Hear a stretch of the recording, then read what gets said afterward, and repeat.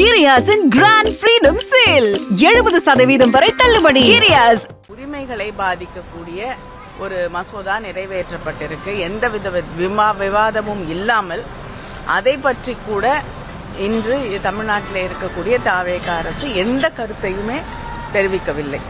அதனால அவங்கள எதிர்ப்போம்னு சும்மா வாய் வார்த்தையாக சொல்கிறார்களே தவிர தமிழகத்தை பாதிக்கக்கூடிய தமிழ்நாட்டை பாதிக்கக்கூடிய பிரச்சனைகளில் கூட எதிர்த்து எதையுமே பேசுவதில்லை என்பதுதான் உண்மை.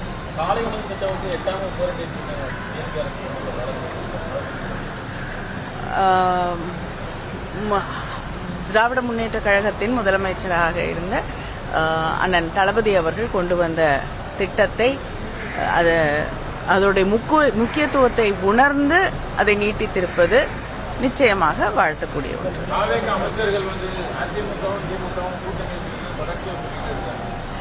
அவங்களுடைய கனவு வேணா அதுவா இருக்கலாம், ஆனா நிச்சயமா எந்த காலத்திலையும் அதற்கு வாய்ப்பில்லை. இல்லைங்க, இதுவரைக்கும் தொடர்ந்து இப்படிப்பட்ட குற்றச்சாட்டுகள் வந்து கொண்டிருக்கிறது. தூத்துக்குடியிலேயே இது 3வது குற்றச்சாட்டு என்று நான் நினைக்கிறேன்.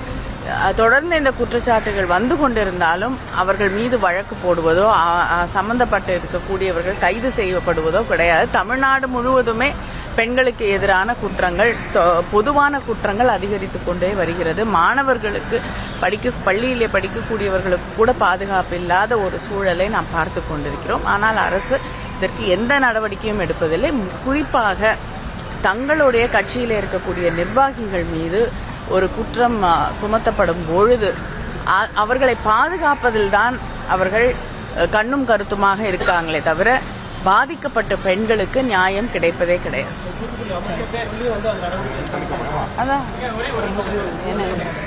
கிரியாஸின் கிராண்ட் ஃப்ரீடம் சேல் 70% வரை தள்ளுபடி. கிரியாஸ்